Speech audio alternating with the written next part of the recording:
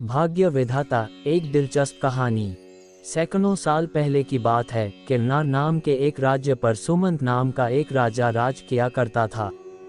राजा सुमंत एक बहुत ही न्यायप्रिय और अपनी जनता की भलाई करने वाला राजा था। उसके दरबार में कई मंत्री और दरबारी थे।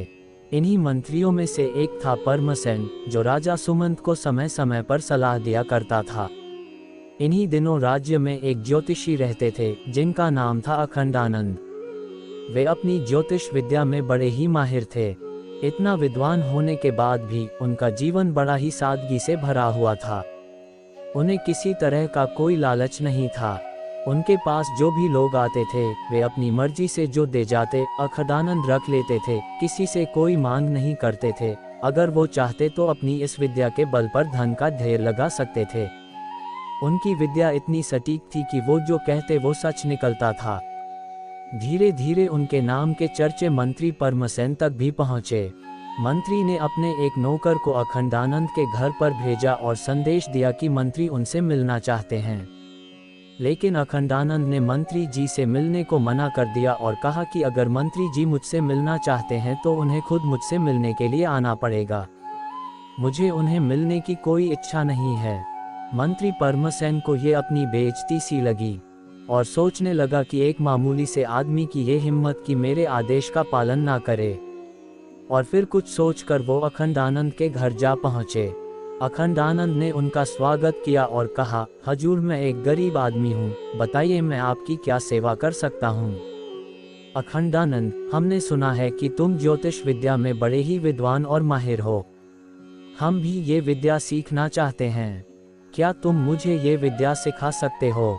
अखंडानंद, ये विद्या मैंने अपने पूर्वजों से सीखी है। अगर आप भी ये विद्या सीखना चाहते हैं तो मुझे कोई आपत्ति नहीं है। उसके लिए आपको मेरे घर पर आना होगा। परमसेन, मुझे मंजूर है, लेकिन मैं भी तुम्हारी पहले परीक्षा लेना चाहता हूँ। फिर मंत्री ने अखंडानंद से कुछ बातें पूछी जिनका अखंडानंद ने अपनी ज्योतिष विद्या से बिल्कुल ठीक ठीक जवाब दिया। मंत्री हैरान था क्योंकि ये बातें उसके अलावा कोई और नहीं जानता था। मंत्री परमसेन उससे बड़ा ही प्रभावित हुआ और फिर वो प्रतिदिन अखंडानंद के घर जाता और ज्योतिष विद्या का ज्ञान सीखने लगा। आहिस्ता आहिस्ता दोनों में अच्छी दोस्ती हो गई और वे दोनों अच्छे दोस्त बन गए। अखंडानंद ने बड़ी ही मेहनत से अपने दोस्त परमसेन को ज्योतिष विद्या सिखाई। मंत्री परमसेन अब ज्योतिष विद्या सीख चुका था और उसकी कही हुई बातें भी बिल्कुल सच निकलने लगी थी।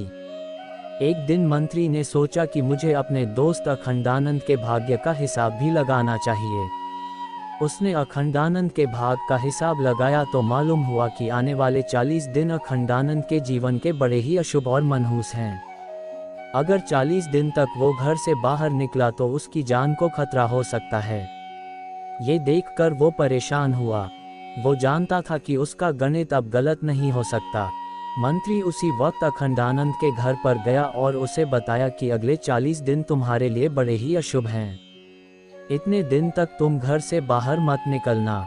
जब अखंडानंद ने खुद अपने बारे में हिसाब लगाया तो बात सच निकली। अच्छा, सच में आने वाले 40 दिन उसके लिए बड़े ही अशुभ थे। मंत्री ने कहा, मैंने तुम्हें चेतावनी दे दी है, अब तुम अपना ध्यान रखना। अब हम 40 दिन बाद ही मिलेंगे। ठीक है, मैं 40 दिन तक घर में ही रहूंगा। उम्मीद तो यही है कि मेरी जान सलामत रहेगी, आगे जो ईश्वर की इच्छा। फिर अखंडानंद अपने घर का दरवाजा बंद करके घर में ही रहने लगा।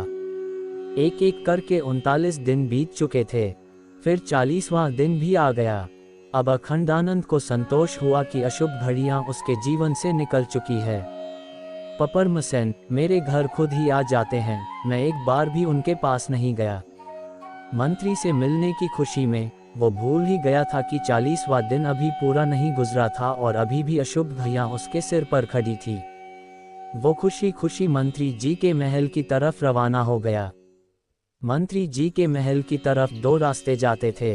एक तो सड़क का रास्ता था और दूसरा नदी के साथ साथ कच्चा रास्ता था। अखंडानंद ने सोचा कि शहर की तरफ से सड़क के रास्ते से जाना ठीक नहीं रहेगा, क्योंकि रास्ते में बहुत से लोग मिलेंगे और तरह तरह के सवाल पूछेंगे कि इतने दिन तुम कहाँ पर थे। इसलिए वो नदी के कच्चे रास्ते से चल पड़ा। वो चलता गया, यहाँ तक कि दोपहर हो गई और सूरज उसके सिर पर चमकने लगा। तभी उसे एहसास हुआ कि वो रास्ता भटक चुका है और एक बियाबान जंगल की तरफ आ निकला है। चारों तरफ गहरा सन्नाटा था। दूर दूर तक कोई आदमी दिखाई नहीं दे रहा था और ना ही कोई जानवर। चलते चलते उसे एक पुराना खंडर दिखाई दिया। अखंडानंद बहुत थकावट महसूस कर रहा था। सोचने लगा कि इस खंडर की इमारत में जाकर कुछ देर आराम कर लूं। ये सोचकर वो खंडर के अंदर गया। अंदर पहुंचकर उसने देखा कि एक जगह पर 7 बड़े बड़े संदूक रखे हुए थे। अखंडानंद को जिज्ञासा हुई कि इन संदूकों में क्या हो सकता है। उसने तुरंत एक पत्थर लेकर संदूकों के ताले तोड़ दिए। देखा तो उन संदूकों के अंदर खजाना भरा पड़ा था। हीरे, मोती, सोना, चांदी, जवाहरात। ये सब देखकर वो इतना बदहवास हो चुका था कि अपनी विद्या के बल पर भी खजाने का राज मालूम ना कर सका। आखिर उसने सोचा कि अपने दोस्त मंत्री परमसेन को इस खजाने के बारे में बताना ठीक रहेगा, क्योंकि इतनी ढेर सारी दौलत मेरे किस काम की। वो बदहवासी में दौड़ता हुआ शहर की तरफ वापस गया और वहां से मंत्री के महल का रास्ता पकड़ लिया। मंत्री ने जब सुना कि अखंडानंद खुद आया है तो वो बहुत ही हैरान हुआ। अखंडानंद की जान सूरज ढलने तक खतरे में थी। वो तुरंत अखंडानंद को महल के अंदर बुला लाया और बोला, आपने क्यों तकलीफ की? वैसे भी अभी 40वां दिन पूरा नहीं हुआ है। अखंडानंद: हाँ भाई, मुझे मालूम है कि आज 40वां दिन है और बाकी के 39 दिनों की तरह ये भी खुशी से बीत जाएगा।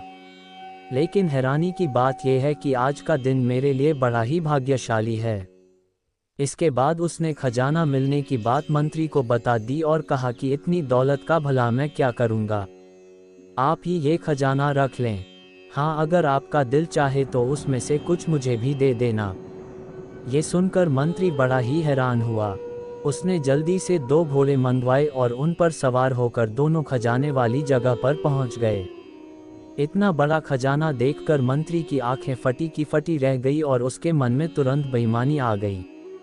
उसने सोचा कि कहीं ऐसा ना हो कि अखंडानंद किसी और से इतने बड़े खजाने की बात कह दे, फिर ये बात होते होते राजा के कानों तक पहुंच जाएगी। ऐसा हुआ तो इस खजाने पर राजा कब्जा कर लेगा और मेरे हाथ में कुछ भी नहीं आएगा। इसलिए जरूरी है कि अखंडानंद का काम तमाम कर दिया जाए और उसे मार डाला जाए। ये सोचकर मंत्री ने अखंडानंद को धक्का मारकर जमीन पर गिरा दिया और अपनी तलवार निकाल ली। ये देखकर अखंडानंद हैरान हो गया और बोला, परमसेन, क्या बात है? क्या मुझसे कोई गलती हो गई है? परमसेन: हाँ, गलती तो तुमसे हुई है और तुम्हारी गलती ये है कि इतने बड़े खजाने के बारे में तुमने मुझे बता दिया। अब मुझे डर है कि अगर तुमने ये बात किसी और से कही तो खजाना मेरे हाथ से जाता रहेगा। इसीलिए तुम्हारी जबान बंद करना जरूरी है। ये सुनकर अखंडानंद की आंखों के सामने अंधेरा सा छाने लगा।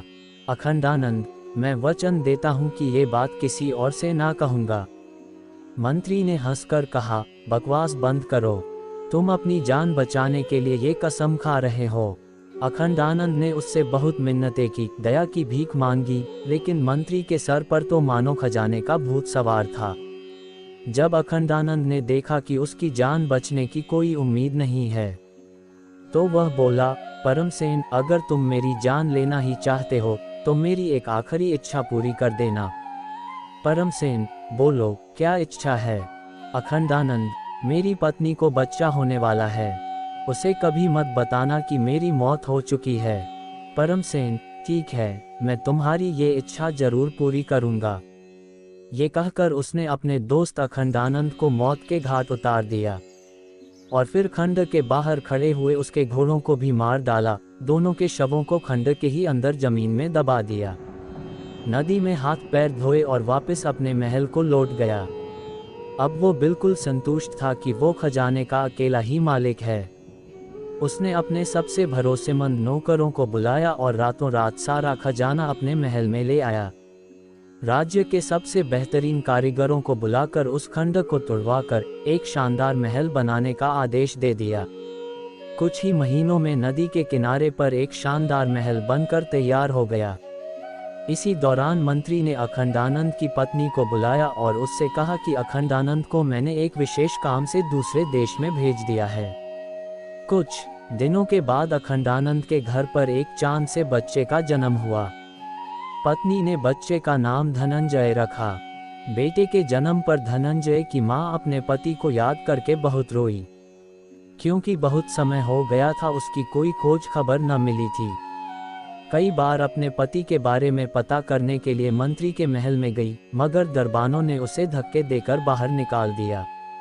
वो इसी को अपना भाग्य समझकर घर बैठ गई और मेहनत मजदूरी करके अपने बच्चे को पालने लगी। अखंडानंद का बेटा धनंजय बहुत बुद्धिमान था।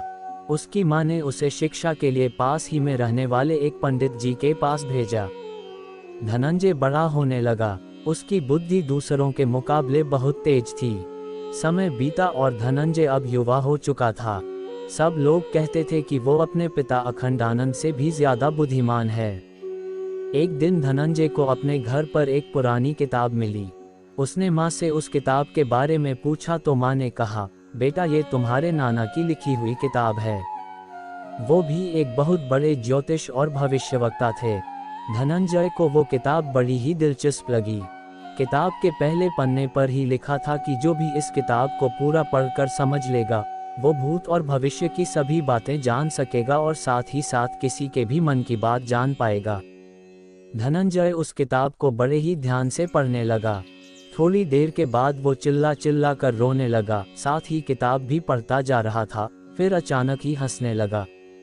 उसकी माँ हैरानी से ये सब देख रही थी और पूछने लगी, क्या हुआ बेटा, तुम कभी हंस रहे हो तो कभी रो रहे हो?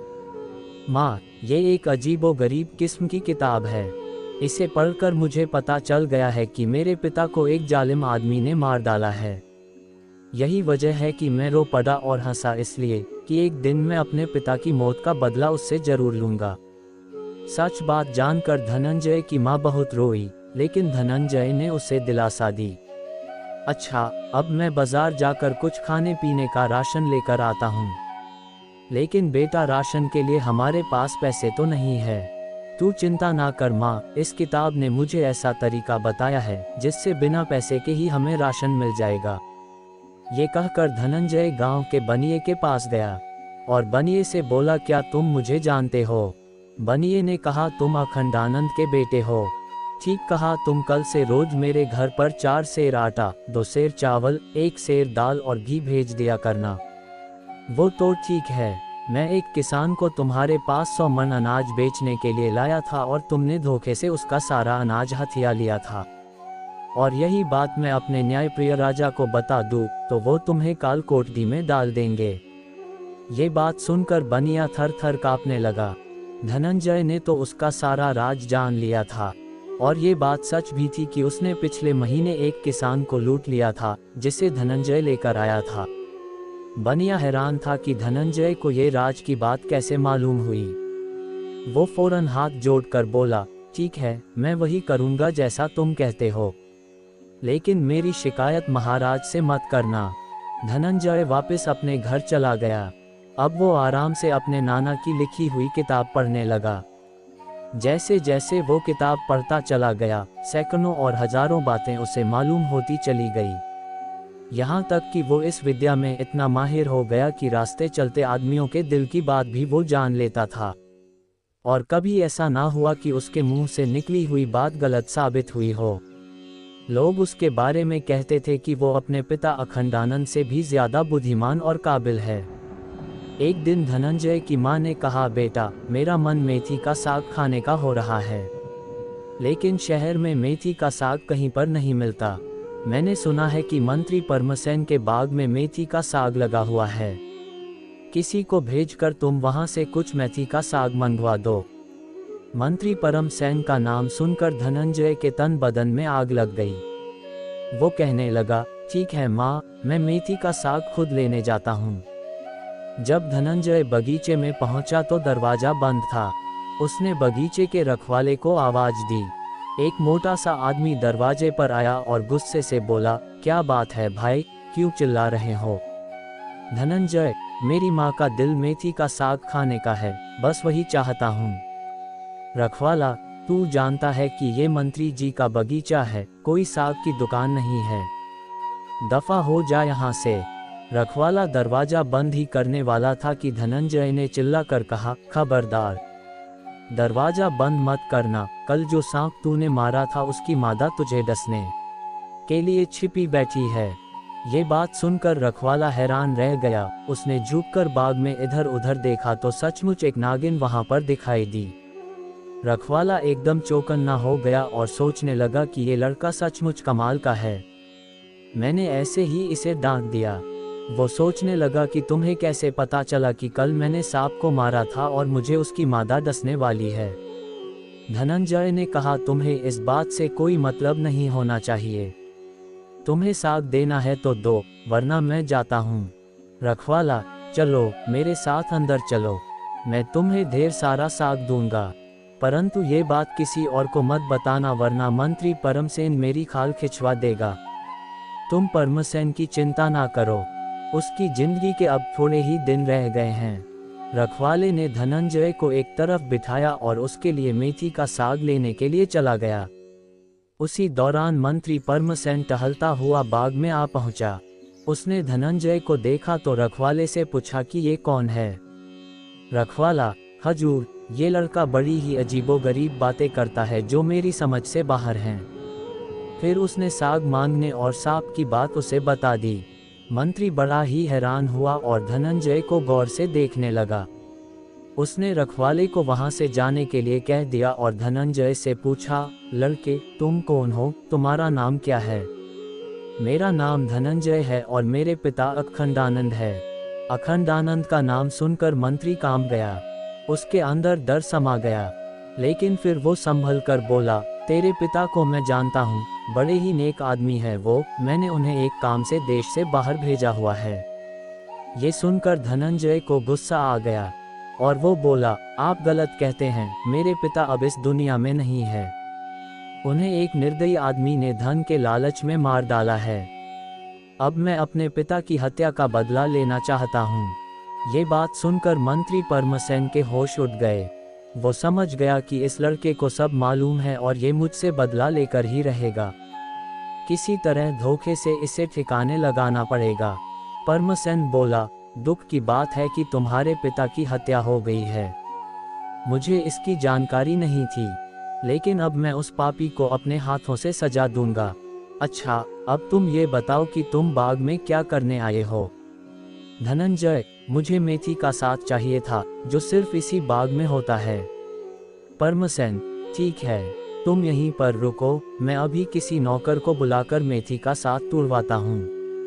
ये कहकर मंत्री एक तरफ चला गया और अपने एक खास नौकर को अकेले में बुलाकर कहने लगा, एक लड़का उधर बाग में बैठा हुआ है, तुम उसे बहला फुसला कर धोखे से किसी भी तरह तहखाने में ले जाओ और वहां पर बंद कर दो, ताकि वो वहीं पर भूखा प्यासा तड़प तड़प कर मर जाएं। अगर तुम ये काम कर दोगे तो मैं तुम्हारे मन की इच्छा पूरी कर दूंगा और साथ ही तुम्हें हीरे जवाहरातों से तोल दूंगा। ये बात सुनकर नौकर तुरंत बगीचे की ओर गया। उसने पीछे से जाकर धनंजय को जकड़ लिया और उसे उठाकर तहखाने की तरफ बढ़ने लगा। धनंजय ने चिल्लाकर कहा, अरे नौकर, तू ये क्या करता है? परमसेन तेरे मन की इच्छा कभी पूरी नहीं करेगा, वो झूठा आदमी है।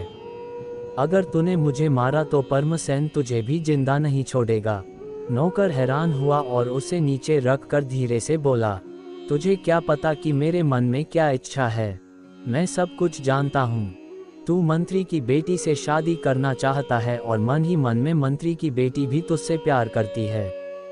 नौकर धनंजय के कदमों में गिर पड़ा और बोला, हाँ, मेरी यही इच्छा है, मैं तेरी शादी मंत्री की बेटी से करवा सकता हूँ और वो समय जल्द ही आने वाला है जब मंत्री को मेरी जरूरत पड़ेगी, मगर तुम उस वक्त तक उसे मेरा पता न भी बताना, जब तक कि वो तुम्हें 3 तमाचे ना मार दे।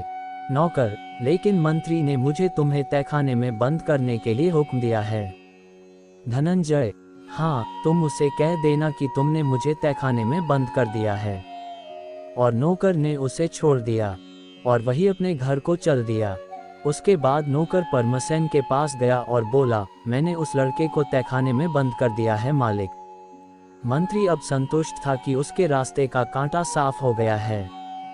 जिस दिन मंत्री ने धनंजय को तहखाने में बंद करने की साजिश की, उसी रात महाराज सुमंत को एक अजीबोगरीब सपना दिखाई दिया। लेकिन जब उनकी आंख खुली तो उसे वो सपना याद नहीं रहा। वो बाकी सारे काम भूलकर इसी उधेड़बुन में लग गया कि रात को उसने क्या सपना देखा था। वो दरबार में आया और अपने सभी मंत्रियों से ये बात कही कि वो जानना चाहता है कि रात उसने क्या सपना देखा था और उसके सपने का मतलब क्या था। सारे मंत्री परेशान थे कि आखिर राजा के सपने के बारे में कैसे पता किया जाए। राजा ने अपने सबसे बुद्धिमान मंत्री यानी परमसेन से कहा कि तुम हमारे सबसे योग्य मंत्री हो, तुम ही बताओ कि रात को हमने क्या सपना देखा था। जब वो भी राजा के सपने के बारे में बताने में नाकाम रहा तो राजा सुमंत गुस्से से लाल पीला हो गए और बोले, अगर 30 दिन के अंदर तुम मुझे मेरे सपने के बारे में ना बता सके तो तुम मंत्री रहने के लायक नहीं हो। और फिर तुम तो ज्योतिष विद्या भी जानते हो, मेरे सपने के बारे में ना बता सके तो तुम्हारी खैरियत नहीं है।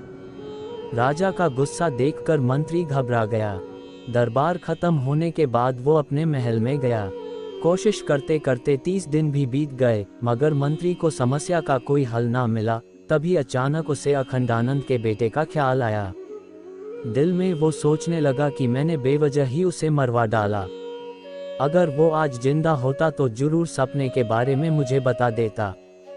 फिर मंत्री को ख्याल आया कि हो सकता है वो जिंदा हो, नौकर ने उसे छोड़ दिया हो। फिर उसने उसी नौकर को बुलाया और कहा, बहुत दिन पहले मैंने तुम्हें एक लड़के को तहखाने में डालने को कहा था। मुझे यकीन है कि वो तुम्हारे हाथों से बच निकला होगा। नौकर, नहीं हजूर, मैंने तो उसे तहखाने में बंद कर दिया था। अब तक तो उसकी हड्डियां भी गल गई होंगी। मंत्री आग बबूला हुआ और नौकर को एक के बाद एक 3 तमाचे मारा डाले और बोला, तू झूठ बोलता है, सच बता। नौकर, जी, सच बात तो ये है कि वो लड़का जिंदा है। परमसेन, ये बात तूने पहले मुझे क्यों नहीं बताई? नौकर, हजूर, ये बात मुझे उसी लड़के ने कही थी कि जब आप 3 तमाचे मुझे मारें तभी मैं आपको उसका पता बताऊं। परमसेन, तो तूने पहले मुझे झूठ बोला था। तभी नौकर मंत्री परमसेन को सच बता देता है। ठीक है, अब तुम जाओ और धनंजय को लेकर आओ। नौकर तुरंत धनंजय के घर पर गया और उसे लेकर मंत्री के पास आया। मंत्री ने धनंजय से माफी मांगी और कहने लगा कि राजा सुमंत ने एक सपना देखा है और वो भूल चुका है कि क्या सपना था। धनंजय, अगर ये बात है तो कल आप दरबार में राजा से कहिएगा कि आपका एक शिष्य राजा के सपने के बारे में बता सकता है, और फिर दरबार में मुझे बुलवा लीजिएगा। मैं वहीं पर राजा के सपने का राज बता दूंगा। इस समय मुझे आप जाने दीजिए। मंत्री बेचारा क्या करता, वो इस बात पर राजी हो गया। अगले दिन राज दरबार में मंत्री ने राजा से वही बात कही कि मेरा एक शिष्य है, वह आपके सपने का रहस्य बता सकता है। राजा ने तुरंत एक सिपाही को धनंजय को बुलाने के लिए भेज दिया। थोड़ी देर बाद सिपाही खाली हाथ लौटकर वापस आया और बोला, हजूर, धनंजय राज दरबार में आने को तैयार है, परंतु उसे कोई सवारी पसंद नहीं आ रही। उसने एक अजीब शर्त रखी है। कहता है कि वो सिर्फ मंत्री परमसेन की पीठ पर सवार होकर ही महल में आएगा। सारा दरबार ये बात सुनकर जोर जोर से हंसने लगा और राजा भी। फिर राजा ने कहा, मंत्री जी, लगता है आपने अपने शिष्य को बड़ी ही तकलीफ दी है, इसलिए वो आपको बेइज्जत करना चाहता है। खैर, कारण जो भी हो, हमें अपने सपने के बारे में जानना है। आप वही करिए जैसा कि आपके शिष्य ने कहा है। जाओ और उसे अपनी पीठ पर बिठा कर ले आओ। मंत्री ना चाहते हुए भी बड़ी ही शर्मिंदगी के साथ धनंजय के घर पर पहुंचा और धनंजय उछलकर उसकी पीठ पर बैठ गया और चाबुक मारता हुआ रास्ते भर ये बोलता हुआ आया कि देखो ए लोगों, आज मैं अपने पिता के हत्यारे के साथ क्या सलूक कर रहा हूँ। महल पहुंचकर वो मंत्री की पीठ से उतरा तो राजा ने पूछा, युवक, पहले ये बताओ कि मंत्री ने तुम्हारे साथ ऐसा क्या किया है जो तुमने उसे ये सजा दी?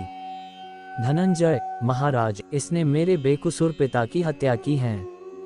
मंत्री चिल्लाया, हजूर, ये झूठ बोलता है। मैंने इसके पिता को एक काम से देश से बाहर भेजा हुआ है। धनंजय, नहीं महाराज, मेरे पिता का और उसके घोड़े की हड्डियों का कंकाल आज भी नदी के पास इसके महल के नीचे मौजूद है। राजा बहुत ही हैरान था। उसने कहा, ठीक है, मैं इस बात की छानबीन करवाऊंगा। पहले तुम ये बताओ कि मैंने क्या सपना देखा और उस सपने का मतलब क्या है। धनंजय, महाराज, आपने देखा कि आसमान से एक उड़ता हुआ पक्षी आया। उसकी चोंच में अंगूर का एक गुच्छा था। उस अंगूर के गुच्छे में 7 दाने थे। पक्षी ने वो गुच्छा आपके हाथ पर रखा और उड़ गया, लेकिन जब आप अंगूर खाने लगे तो एक कौवा आया और उस गुच्छे को आपके हाथ से लेकर उड़ गया। राजा ने कहा, सच, बिल्कुल सच, मैंने बिल्कुल यही सपना देखा था। अब तुम ये बताओ कि इस सपने का मतलब क्या है। धनंजय, हजूर, आपके सपने की सच्चाई आपके सामने ही मौजूद है। मेरे पिता अखंडानंद को 7 संदूक मिले थे, जिनमें खजाना भरा हुआ था। मेरे पिता ने इस बात की जानकारी मंत्री जी को दी, तो मंत्री जी ने लालच में आकर मेरे पिता की हत्या करवा दी, ताकि वो खजाने की बात किसी और को ना बता सकें। जो धन खजाने में जाना चाहिए था, वो इस मंत्री के कब्जे में है।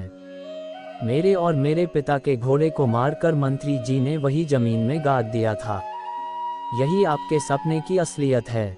मंत्री को तुरंत गिरफ्तार कर लिया गया और उसके महल की तलाशी ली गई, जहां पर वो 7 खजाने से भरे हुए संदूक भी मिल गए। उसके महल के बाग की खुदाई की गई, जहां अखंडानंद और उसके घोड़े की हड्डियों के कंकाल मिले। मंत्री जी के सारे अपराध उजागर हो चुके थे। वो राजा से माफी मांगने लगा, लेकिन न्यायप्रिय राजा ने उसे मृत्युदंड की सजा सुना दी। फिर धनंजय ने अपने पिता की अस्थियों से ही पूरे रीति रिवाज से उनका अंतिम संस्कार किया। इसके बाद राजा ने धनंजय से कहा, बेटे, तुम बहुत ही बुद्धिमान और योगी युवक हो। मैं चाहता हूं कि तुम मेरे मंत्री बन जाओ। धनंजय ने यह प्रस्ताव स्वीकार कर लिया और कहा, हजूर, मेरी एक प्रार्थना है। राजा, कहो, क्या कहना चाहते हो। धनंजय, हजूर, मंत्री जी की बेटी की शादी मेरे एक आदमी से कर दी जाए। उनकी बेटी भी उस आदमी को चाहती है। राजा ने मंत्री की पत्नी को बुलाया और उसकी बेटी की शादी की बात कही। वो इस बात पर तैयार हो गई। फिर मंत्री की बेटी की शादी उस नौकर के साथ कर दी गई, जिसने धनंजय को तहखाने में डालने की बजाय छोड़ दिया था। धनंजय ने अब अपने पिता की हत्या का बदला ले लिया था और वो महाराज सुमंत का एक मंत्री बनकर अपनी मां के साथ एक शानदार महल में रहने लगा और एक अच्छा जीवन बिताने लगा। तो इस प्रकार भाग्य विधाता ने अपना चक्कर चलाया। आपको ये कहानी कैसी लगी, कमेंट बॉक्स में जरूर बताएं।